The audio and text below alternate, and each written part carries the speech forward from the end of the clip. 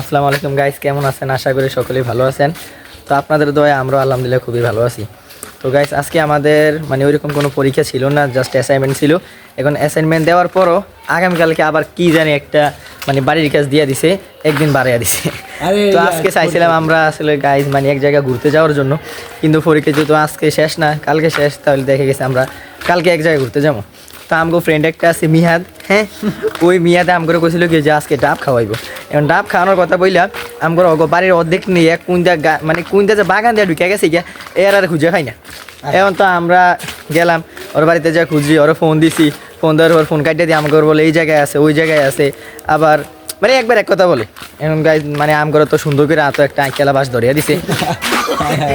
এখন হয়েছে গাইজ এখন কি করবো, এই যে এখন শুধু হাইটে হাইটে যাওয়া লাগতে আছে। আর আমগো এখন এই যে গাইজ আমগো পরীক্ষা শেষে 1 ঘন্টা হয়েছে, আমরা শুধু এই ডাবের আশায় বাড়িতে যাই নাই, রাস্তা ঘুরতে আসি, কিন্তু ওই ডাব আমগো কপালে নাই। আচ্ছা, এই যে মিয়াদে যে তোমার একটা বাস ধরিয়া দিছে, তোমার কি অনুভূতি বলো? আমার কি অনুভূতি, আমার একটা বাস ধরে দিচ্ছে, আমি বাসের ওজন আমি সহ্য করতে পারতেছি না। আচ্ছা, এই যে না, ঠিক আছে, এই যে গাই মোমোর উপরে যে বাসটা ধরাইছে না, মোমোর অনেক কষ্ট হয়েছে। তো তোমার যে বাস ধরাইছে, তোমার কি অনুভূতি? অনেক কষ্ট, মুখ ভরা অনেক কষ্ট।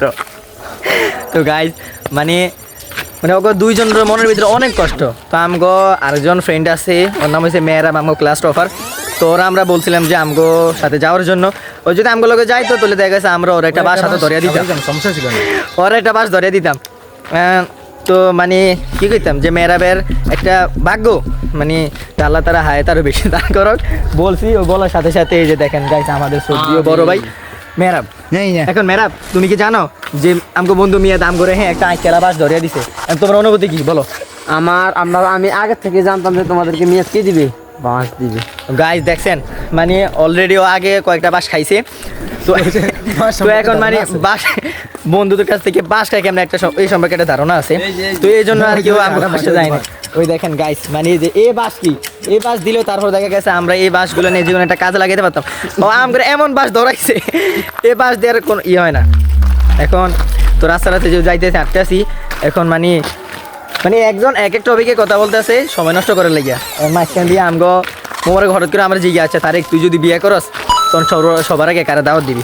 তো এখন গাইজ দেখলাম যে আমগো বাড়ির থেকে বিয়ের কাঠগুলা নিয়ে যদি আসি, সর্বপ্রথম ওই যে আমগো বাস দিছে ওই হালার বাড়ি আগে পরে।